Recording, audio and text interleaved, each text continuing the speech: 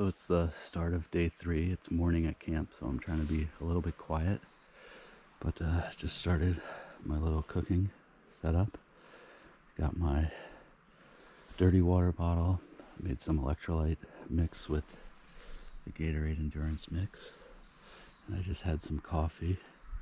But unfortunately I wasn't thinking, and I didn't leave enough water to make my oatmeal. So I'm gonna have to go grab a little bit of water and then get started. Plan is to leave Gooch Shelter where I'm at. It's actually been a really nice shelter. They have tent pads, real flat, and then go to Jarrod Gap. But right now I'm gonna go get some water, make some oatmeal here on my stove, and then break everything down and hopefully get hiking by 8. And if I make it to Jarrod Gap, it should be about a 12-mile day. The only other option would be to go over Blood Mountain, which is the tallest mountain in Georgia, and make it a 17-mile day, but I just don't think that I'm gonna have the legs for that yet. So let me go get some water and I'll get back to you once I've broken down and started hiking. All right, day 3, here we go. Here's my water source, and I'm trying not to get too muddy because I'm wearing flip-flops, but should be okay. Somebody put in a nice pipe, so that's helpful. Should be plenty of water for my oatmeal, and I'll come back and fill up before I go. And I'm told there's a big owl. If I see it, I'll take a picture. All right, so left Gooch Shelter around 8:30.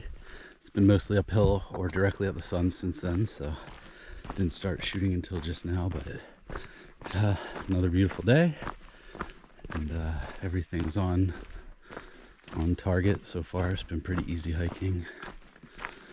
We'll just see how it goes until I get to Jarrod Gap and what time it is. And if I do end up stopping there, like I said, the reason that you don't necessarily want to go further is because there's a restriction and to camp at any of the shelters between Jarrod Gap and Neal's Gap, which is where the next store is you have to have a hard-sided bear canister, which I don't have, and I'd say most of the people out here don't have. So Jarrod Gap's the last place. That's why you have to either go there or the additional about 6.5 miles over Blood Mountain. But like I said, it's beautiful out, and I'm just gonna keep hiking until I get tired. I'm not as tired as I thought I would be this morning, so that's good. And I've been taking it pretty easy, you know, a 10-mile day, a 12-mile day, most likely a 11-mile day today. Just kind of easing into things, getting my trail legs, hopefully losing my non-trail belly, and getting in better shape to start doing bigger miles. So, and of course the first thing I saw when I started hiking this morning was a big pile of bear scat on the trail. And I had heard yesterday there was possibly a mama bear and cubs around, but I haven't seen them. So I've just been kind of on the lookout for that as well. And if I do see them, I'll definitely try to video, and hopefully I won't be anywhere in between them. Or else I might not video, I might just be running away. So, all right, well, I'll catch up with you if there's anything else cool that happens. So one thing I always notice when I'm watching videos on YouTube is how steep some of the drop-offs are. And you can see this is pretty steep. I'm holding the camera level, so that's roughly the angle. And I always think, wow, man, what if I were to fall down there? And I guess here it's not so bad. I'd probably catch a tree or something, but it just feels very steep. But then I think to myself, you know, I've fallen hiking before, but I've never fallen directly to my left or right. It's always forward. So even though it's a steep drop off on either side, even if I were to fall somehow, I'm pretty sure I wouldn't just keel over sideways and roll down that mountain. So I don't know, that's just something that I always thought about when I watched some of these videos, and it's my 2 cents. So I'll get back with you again in a bit. I don't know if it'll pick up on this camera through the trees, but man, the view into this valley is absolutely gorgeous. There's a little farmhouse down there. Let me try to zoom in. And I mean, just as far as the eye can see. Wow. Well, hopefully that'll come out in video when it's on a bigger screen. But if not, you'll have to take my word for it.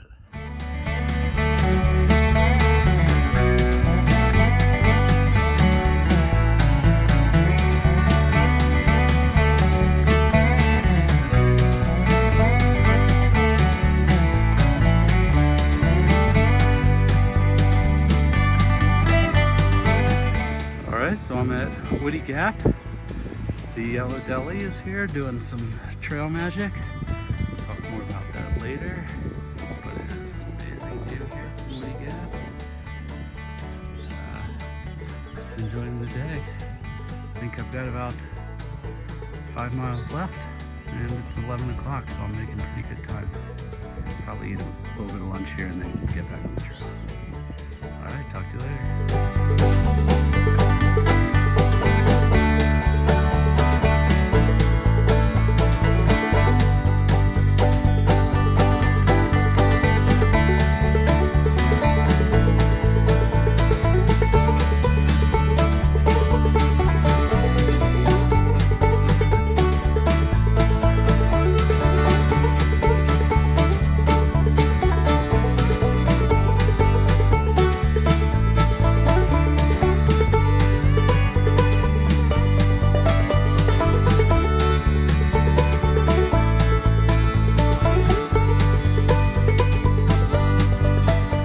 Oh, see if I can get a good view. Not 100% sure, but I think this must be Blood Mountain in the distance. It's by far the tallest mountain around. If you can see it through the trees there or not, we'll keep going. But it's the highest point in Georgia on the Appalachian Trail, and I've been tossing up all day over whether I want to go for it today. I think I'm not going to, but we'll see. I'm almost at the point where I have to make that choice, so I'll know in about 10 minutes.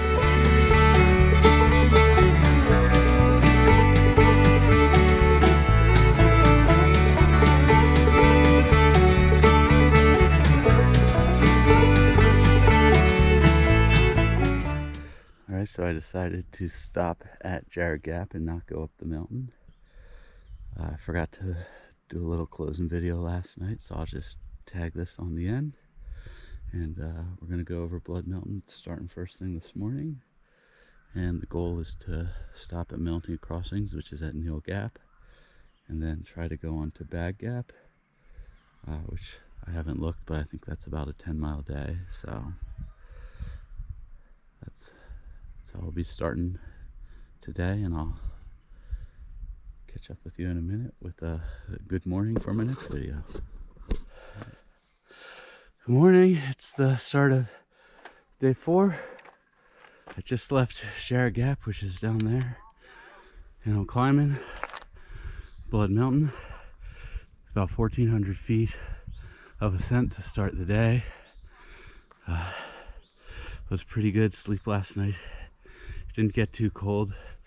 Met some cool people, hung out until the sun went down, then went to bed, and I woke up early. It's about 8:15, getting underway here, climbing the mountain. And next stop will be at the top, the famous Blood Mountain Shelter, and I'll show you that. Then we'll go into Mountain Crossing, which I'll show you as well. It's also got a fair amount of infamy. So that's the start of the morning. Hopefully gonna make it to Bag Gap, which should be about 10 miles. And if I'm feeling really good, maybe I'll press on. We'll just have to see how the day goes. That's kind of the fun thing about being out here, is you don't really know what's gonna happen, but you roll with it. All right, I'll catch up with you later after this climb.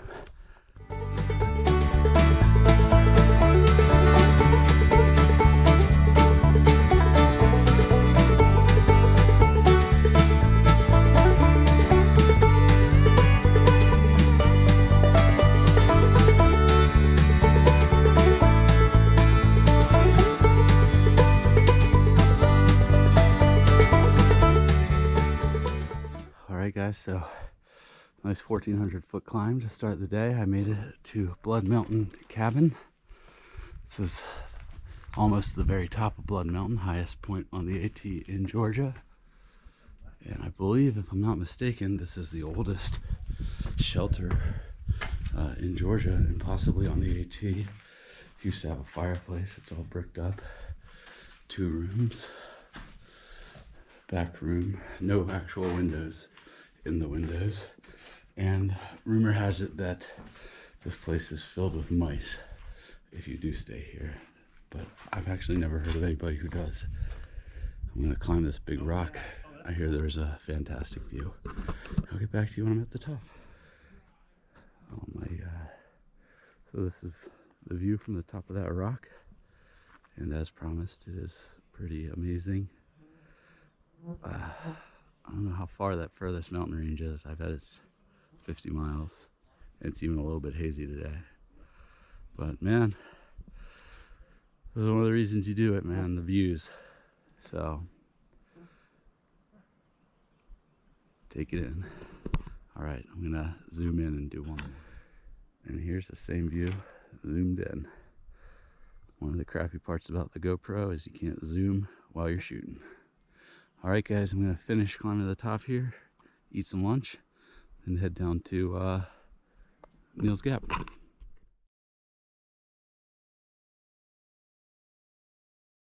All right, so family and friends. I'm coming down off Blood Mountain to Mountain Crossings. Been hiking, I don't know, 5 miles today. Yep. Talking about Boy Scouts and Eagle Scouts and all kinds of fun stuff. And about to get to Mountain Crossings, and I'll show you the tree here. It's a pretty famous spot. And the rumor is that the shoes in the tree is all the people who quit when they get here. And the other fact I've heard is that this is where 25% of the people who start drop off. So I'll take a picture or a video of that in just a sec.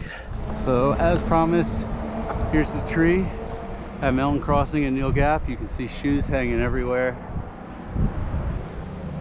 Supposedly these are all people who have dropped out. And right through here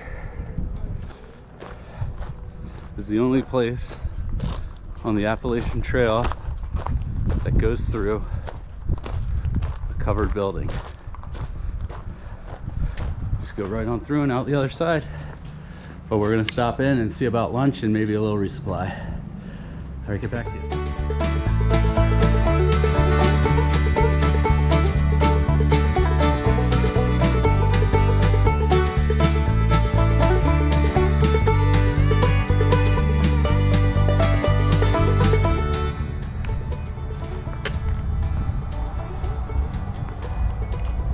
All right, nice little stop for lunch. Back on the trail. Originally going to Hog Gap, but that looks like it's only about 3 or 4 more miles. So now we're looking at a place about 6.7 miles. I can't remember what it's called.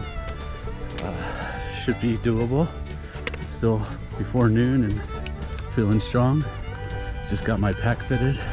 The guy here at Mountain Crossings was great. His name is Bill. He gave me some tips, especially around my chest strap, which I didn't realize how adjustable it was, and it's been riding really high around my neck, so I mean that was great. So bag is feeling super comfortable and weight is now squarely on my hips where it's supposed to be. And I got this big hill to climb, so I'm gonna go, but I'll come back with anything good to see.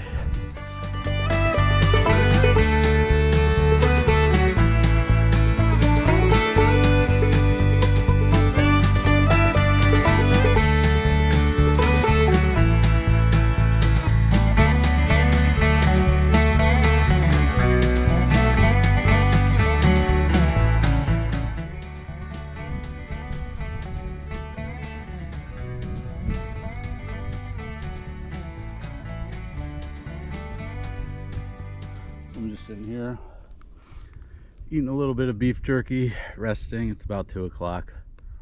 About 3 miles to go, maybe 4 to where I want to stop, but my knee has started bothering me. So hopefully it's nothing major, but I just wanted to sit, rest a little bit, eat some beef jerky, and enjoy this view over here. Pretty soon I'm gonna have to swap out my GoPro battery because it's almost dead. So just taking a little rest and hoping my knee feels better. And if not, I'll try to make it to camp and hope it feels better on a night's rest. All right, well, I'll catch back up with you. So I'm still sitting here, been here about half hour, and two hikers came by, one Troubadour and the other, I can't remember her name. Troubadour, formerly known as Boston. And she says, oh, there's a pin on the back of my pack. Take it. And here it is. Nomad. She asked me what my trail name was. I told her it's Nomad.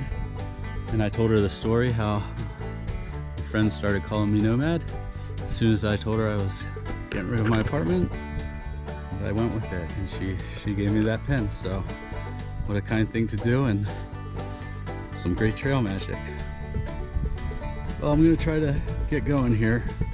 It's been about half hour, so hopefully my knee holds up. I'll talk to you later.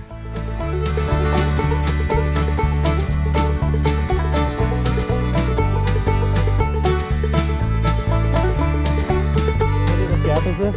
I don't even know. Hog Pen. Hog Pen, yeah. So I'm here at Hog Pen Gap. I've got Dylan, I've got Mike, who I'm pushing to name Bourbon, but he's not having it. And first trail magic. It's about 5 o'clock. My knee's been bugging me all day. I've been slow as hell. And I come up on this wonderful site. I got a hamburger here, and I can refill my water and a Pepsi, and these people are amazing. What's your name? Susan, do you mind if you go on YouTube? Okay, great. Thank you so much, Susan. So, finished up the trail magic at Hog Pen Gap, and just want to remember to wrap it up, because I always forget. So we're here just a little past Hog Pen Gap. It's a really nice campsite. A few people here. It's much better than the 1.2 miles we would have had to hike to the shelter, but there's plenty of places to hang a bear bag, and just sitting around having a good time. So I will end it for the day here unless something crazy happens, and get back with you tomorrow.